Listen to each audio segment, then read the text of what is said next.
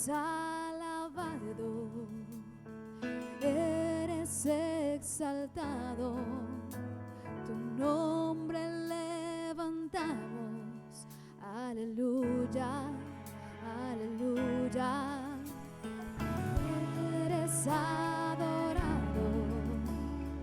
te glorificamos, tu nombre levantamos. Muy buenos días, queridos hermanos. Les habla el pastor Fernando Gómez, miembro del Consejo Pastoral de la Congregación Cristiana Génesis en Aguasarcas, San Carlos. En este hermoso día quiero compartir con ustedes una pequeña meditación sobre un pasaje muy hermoso, un texto clásico de la palabra de Dios que se encuentra en el libro de Romanos, capítulo 28 en adelante. Este pasaje está en el libro de Romanos y fue escrito por el apóstol Pablo. Pablo, que era judío de nacimiento, pero también romano por adopción, había sido enjuiciado en Judea y él apela a su nacionalidad romana y por esa razón tiene que ser llevado hasta Roma para ser juzgado allá. Por esa razón la palabra nos enseña de que él fue llevado en barco en las embarcaciones de aquella época desde Jerusalén, desde la ciudad santa hasta Roma. Allá él se estableció, primero le dieron una casa, una villa por cárcel durante algún tiempo y en sus últimos días él estuvo en el calabozo esperando ya la sentencia final para estar en manos del verdugo. Y en ese entonces Pablo discipuló. La carta a los romanos precisamente es escrita para la ciudad de los creyentes que está en Roma, la capital del imperio de aquel entonces. Y entonces Pablo aprovecha cada instante de su vida, cada día, cada noche, para discipular y para ganar discípulos para el Señor Jesucristo. Por eso cuando él siente que la hora está cercana de su partida, él toma la decisión de escribir este, este libro, esta epístola de los romanos, muy rica por su extenso contenido teológico. Algunas personas expertas en el estudio del Nuevo Testamento afirman que Romanos fue escrito con el propósito de resumir, de sintetizar la teología del apóstol Pablo, fuera porque quisiera demostrar su pensamiento a la iglesia en Roma, lo cual es muy probable, o también porque deseaba dejar un testimonio, un testamento teológico bíblico a la ciudad, a la iglesia en términos generales. Aunque en forma específica también debemos de recordar que Pablo lo que pretende es orientar a una congregación que estaba dividida entre judíos y los gentiles. Los cristianos de origen pagano o gentil se consideraban a sí mismos como muy fuertes en la fe, ya que no tenían problemas con guardar las leyes dietéticas ni observaban los días de reposo de la ley.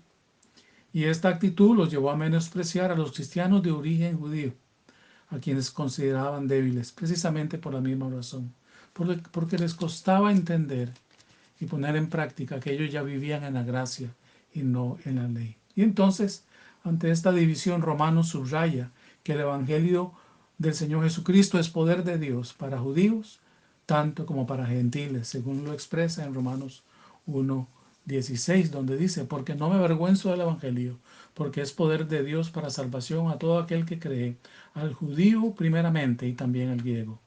Porque en el Evangelio la justicia de Dios se revela por fe y para fe, como está escrito, mas el justo por la fe vivirá. Este es el contexto en que Pablo escribe este hermoso pasaje. Él estaba en la cárcel, él estaba en una situación sumamente difícil, él estaba esperando la muerte, no era fácil las circunstancias, pero él tenía sumamente clara su confianza en el Señor y para qué propósito Dios lo había llamado.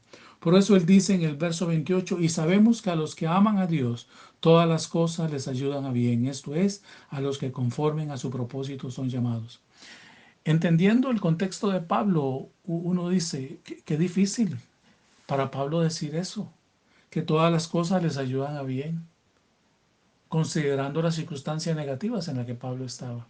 Pero eso es lo que dice la palabra de Dios. A veces nos cuesta entender lo que pasa a nuestro alrededor, nuestro contexto, nuestras circunstancias, pero cuando nosotros nos dejamos guiar por el Señor, podemos confirmar esta verdad espiritual, que a los que aman a Dios, todas las cosas les ayudan a bien.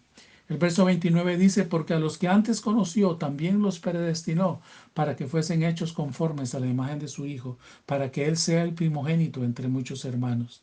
Y a los que predestinó, a estos también llamó. Y a los que llamó, a estos también justificó. Y a los que justificó, a estos también glorificó. ¿Qué pues diremos a esto? Si Dios es por nosotros, ¿quién contra nosotros? Vean qué cosa más linda. Si Dios es por nosotros, ¿quién contra nosotros? El que no escatimó ni a su propio Hijo, sino que lo entregó por todos nosotros, ¿cómo no nos dará también con Él todas las cosas? Repitamos esto. ¿Cómo no nos dará también con Él todas las cosas? Y luego Pablo hace unas preguntas muy hermosas y dice, ¿quién acusará a los escogidos de Dios? Si Dios es el que justifica, ¿quién es el que condenará? Cristo es el que murió, más aún el que también resucitó, el que además está a la diestra de Dios, el que también intercede por nosotros. Y luego pregunta Pablo una pregunta muy hermosa que dice, ¿quién nos separará del amor de Cristo? ¿Tribulación o angustia o persecución o hambre o desnudez o peligro o espada? Pareciera que estamos pasando un tiempo similar al que Pablo pasó en aquella época con esta emergencia sanitaria que estamos pasando. Tribulación, angustia, persecución, hambre, desnudez, peligro o espada. Como está escrito, por causa de ti somos muertos todo el tiempo, somos contados como ovejas de matadero. Y Pablo luego en el verso 37 dice algo precioso que quiero confirmarlo en tu corazón en esta hora. Dice, antes, en todas estas cosas somos más que vencedores por medio de aquel que nos amó. Por lo cual estoy seguro, hermano, pon atención a esto, por lo cual estoy seguro, dice Pablo, de que ni la muerte, ni la vida, ni ángeles, ni principados, ni potestades, ni lo presente, ni lo porvenir, ni lo alto, ni lo profundo, ni ninguna otra cosa creada nos podrá separar del amor de Dios que es en Cristo Jesús, Señor nuestro. Qué bella palabra, qué hermosa palabra.